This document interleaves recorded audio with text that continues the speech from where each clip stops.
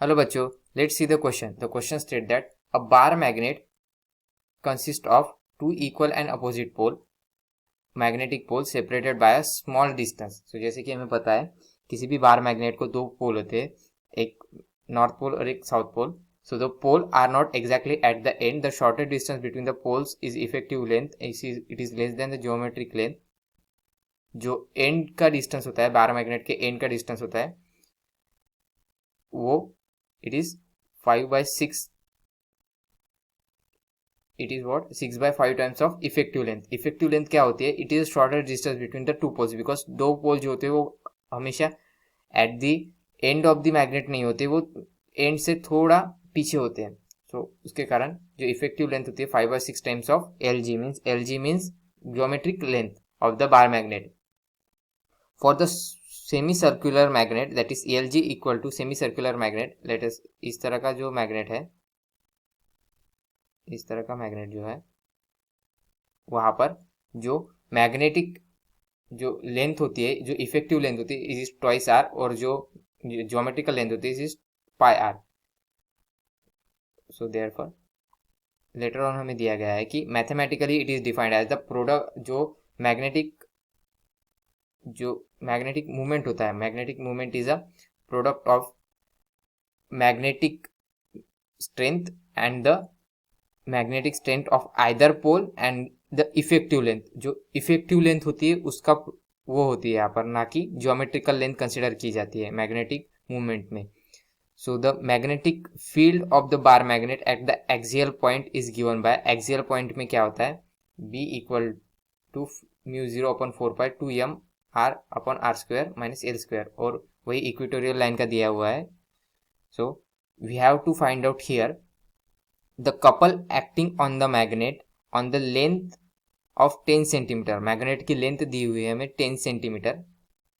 here magnet की length 10 centimetre and the pole strength दिया हुआ है, that is 15 ampere metre, kept in the field of B, so at an angle of 30 degree.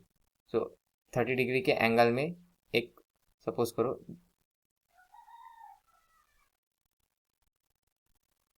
इस तरह की uniform magnetic field है, और इस यूनिफॉर्म मैग्नेटिक फील्ड में एट एंगल ऑफ 30 डिग्री इस तरह मैग्नेट रखा गया है. सो हमें बताना है कि coupling act on a magnet of the length of 10 centimetre. अगर इस मैग्नेट की लेंथ 10 सेंटीमीटर है, that is L equal to 10 centimetre, pole strength दिया हुआ है that is M, magnetic field B at an angle of 30 degree. So coupling means tau, कितना act हो रहा है इस मैग्नेट पर. So therefore key concept of this problem क्या होगा, key concept,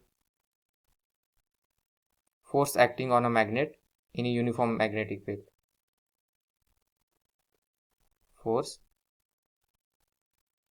acting on the magnet due to uniform magnetic field. Uniform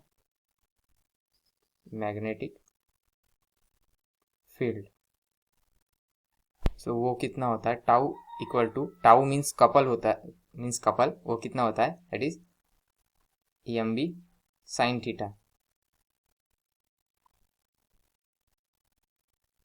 so EM means magnetic movement is defined as EM, that is pole strength into twice L, और B into sin theta. यहाँ पर twice L नहीं होगा, because here twice L when we consider from the distance, जब centre से distance consider किया जाता है, तब जब वो L होता है, that we consider later on, during that we consider the magnetic movement as a twice L. यहाँ पर डायरेक्टली हमें डिस्टेंस दिया गया है, that is between the two poles of the magnet, that is 10 centimeter. Hence we consider here length L.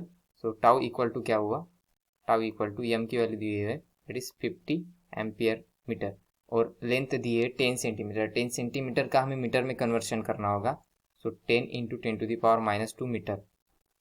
So this is the magnetic movement, उसकी value. और magnetic field की value क्या दी है, 2 into 10⁻⁵ tesla, 2 into 10⁻⁵ tesla into sine theta. Sine theta means sine 30 degree. So theta की value कितनी 30 degree है यहाँ पर, क्योंकि हमें दिया गया है कि थीटा इज अ, यहाँ पर थीटा क्या होता है, theta is a angle between the magnet and the magnetic field. Therefore tau equal to कितना होगा 15 into 10⁻⁻⁻⁶ into 2 sine 3/2 that is 1/2 होगा उसका। So tau equal to 15 into 10⁻⁻⁶ newton metre. This is the coupling. Hence therefore इसे हम फिर और कैसे लिख सकते हैं, tau equal to 1.5 into 10⁻⁻⁵ newton metre.